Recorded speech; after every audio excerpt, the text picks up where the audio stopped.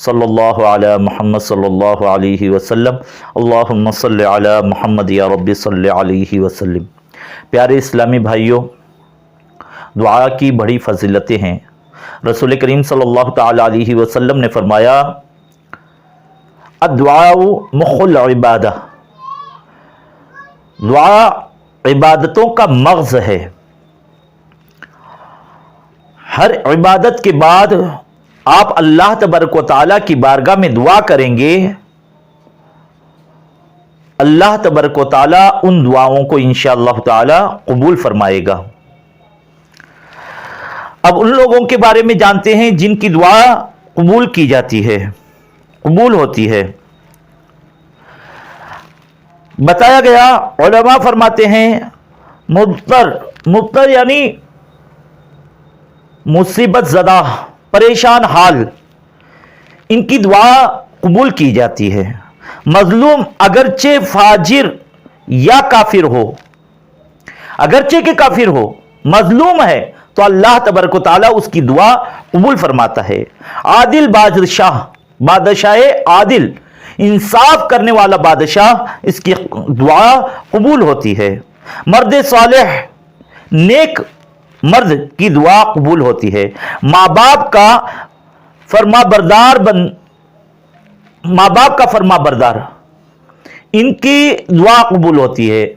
जो माँ बाप के फरमा बरदार होते हैं, अगर वो बंदे अल्लाह तबारक व तआला की बारगाह में रुजू हो तो अल्लाह तबारक व तआला उनकी दुआओं को कबूल करता है। इसी तरह मुसाफिर जो नेक जायज सफर करते हैं, उनकी दुआ भी अल्लाह तबारक व तआला कबूल फरमाता है। रोजादार, रोजा रखने वाले, मुसलमान के लिए उसकी गैबत में दुआ मांगे, उस मुसलमान की दुआ कबूल होती है जो दूसरे मुसलमान के लिए दुआ करता है गैबत में, यानी उसके पीठ पीछे, माने उसके सामने दुआ नहीं कर रहा, बल्कि वो कहीं दूसरी जगह है, ये यहां से उसके लिए दुआ कर रहा है, तो अल्लाह तबारक व तआला इनकी दुआओं को कबूल फरमाता है। और फरमाया गया,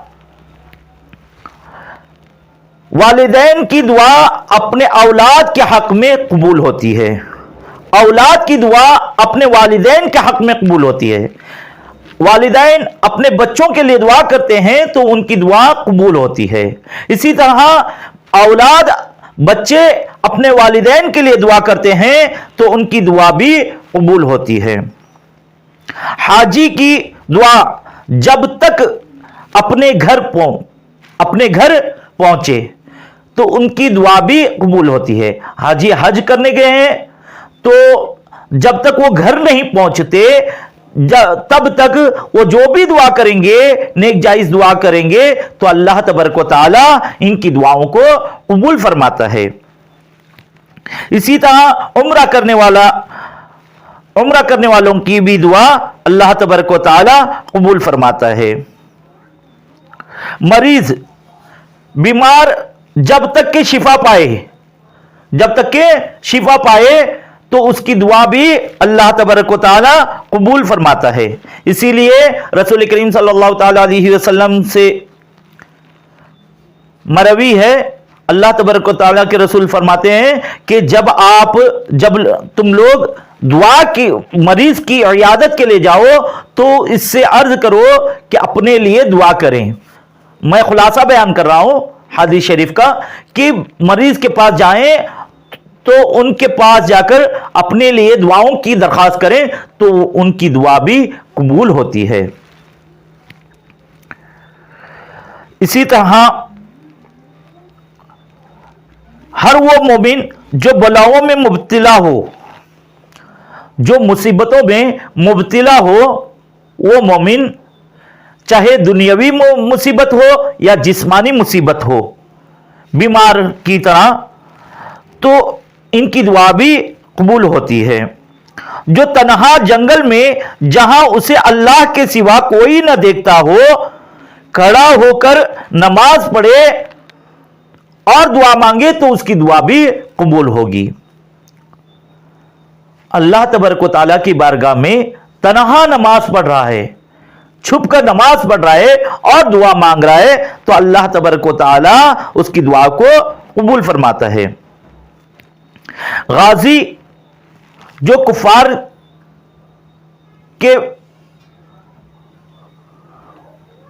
کفار سے جنگ کے لیے گئے ہیں، غازی جب تک وہ اپنے گھر نہیں پہنچتے، جب تک کہ وہ واپس نہیں ہوتے، ان کی دعا بھی قبول ہوتی ہے۔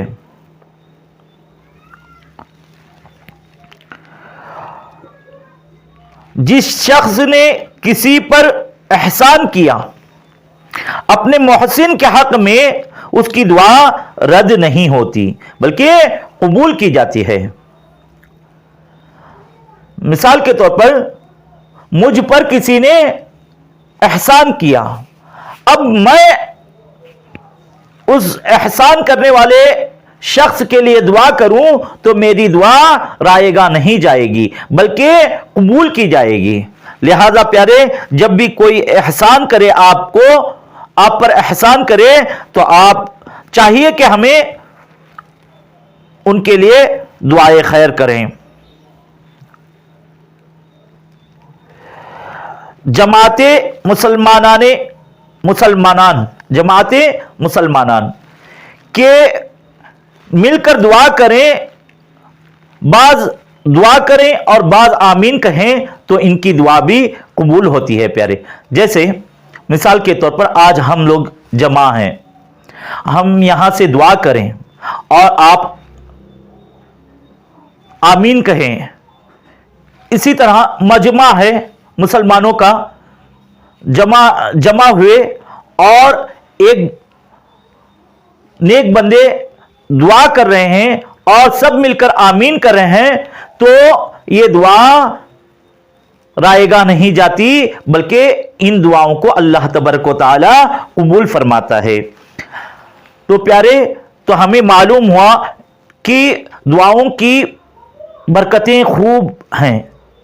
ہمیں ان اوقات میں جو کہ بیان کیا گیا، ان حالتوں میں، ان اوقات میں ہمیشہ اللہ تبارک و تعالیٰ کی بارگاہ میں دعا کرنی چاہیے، اور ہمیشہ کیسی بھی حالت